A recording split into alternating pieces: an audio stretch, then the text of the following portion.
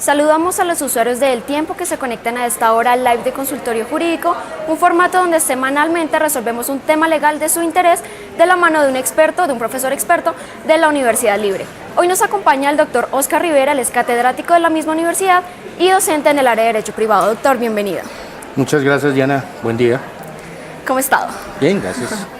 Bueno, el tema que nos compete hoy son las consecuencias jurídicas de las deudas con el ICETEX, y es que, para dar una introducción, doctor, 52.000 deudores morosos tiene esta entidad. Entonces vamos a comenzar el programa diciendo, o respondiéndole a la gente, qué debe hacer una persona cuando una deuda, cuando un cobro le llega por parte del ICETEX. Pues si la persona no tiene recursos para pagar la obligación, puede acudir a sistemas como la refinanciación de la obligación, puede pedir que se haga una reestructuración del crédito y que se pacten unas cuotas más económicas que tenga accesibilidad para pago. ¿A una persona le pueden embargar su sueldo en caso de que no pague las cuotas correspondientes con la deuda con el ICETEX? Infortunadamente es así. El deudor se ve abocado al embargo de sus bienes y de su salario en la proporción que siempre se ha manifestado por disposición de la ley, la quinta parte de lo que supere el salario mínimo. ¿El no pago de esta deuda puede hacer que la persona ingrese a Datacrédito? Sí, señora. ¿Cuáles serían las consecuencias adicionales de entrar a Datacrédito, de pronto un embargo? ¿Existen algunas consecuencias adicionales de no pagar estas deudas? Pues el reporte en Datacrédito le implica al deudor una especie de muerte comercial, no le van a dar crédito en ningún lado. Adicionalmente, como mencionábamos, se ve expuesta a que le embarguen su salario y todos los bienes susceptibles de embargo. Bueno, entrando en materia ya también, ¿qué significa la expresión o las palabras cobro jurídico?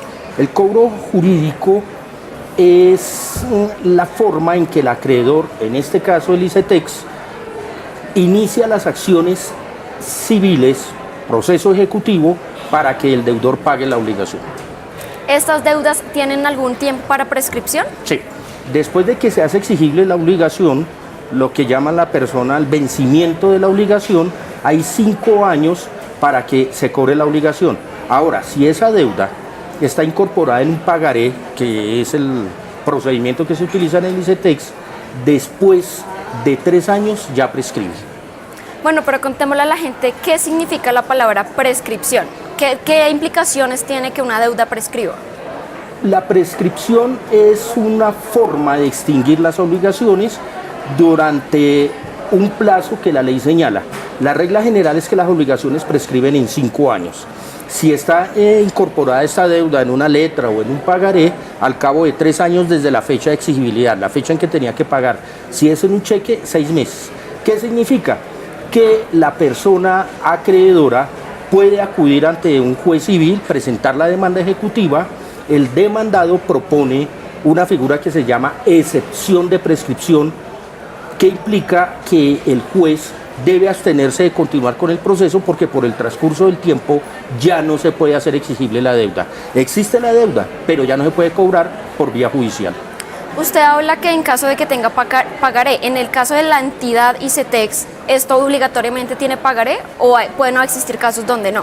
No, sí, el ICETEX hace que el deudor otorgue un pagaré para incorporar la obligación y hacer más fácil el cobro jurídico.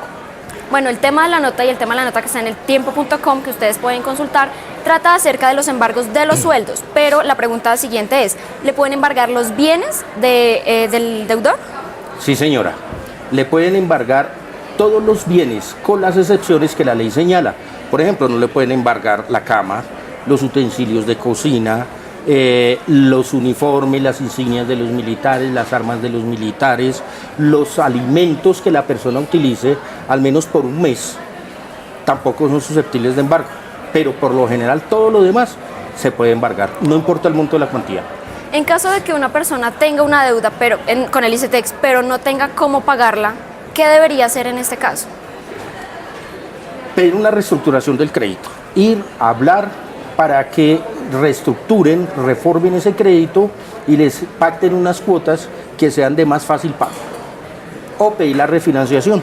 problema de la refinanciación es que prácticamente cogen toda la obligación, el capital más los intereses que se deudan, crean una nueva deuda, comienza a pagar y ahí se generan nuevamente intereses. Y en caso, por ejemplo, de que no tenga bienes y no tenga sueldo, ahí la entidad pasa a cobrarle ¿a quién?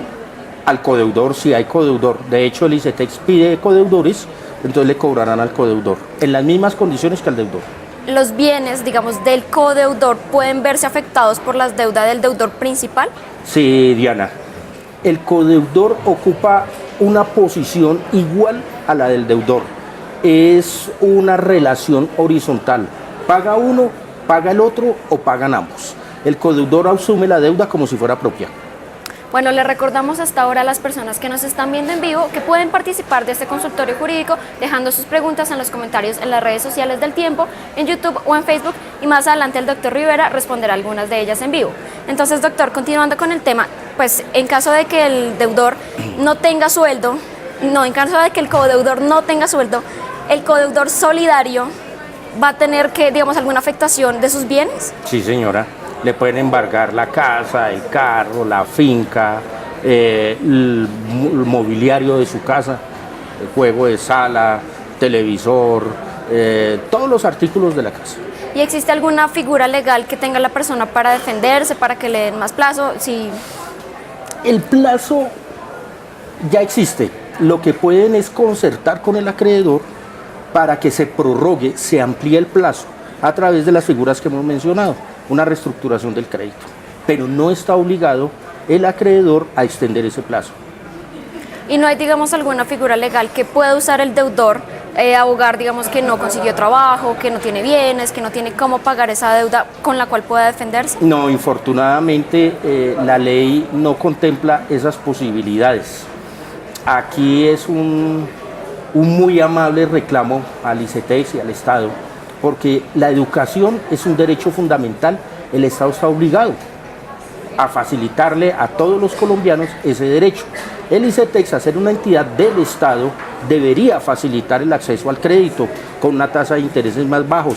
Y la pregunta que estabas haciendo hace un rato, crear mecanismos para que en caso de que la persona se quede sin trabajo, se suspenda el cobro de por lo menos de intereses y se suspendan los procesos ejecutivos mientras el deudor o el codeudor pueden cancelar la obligación.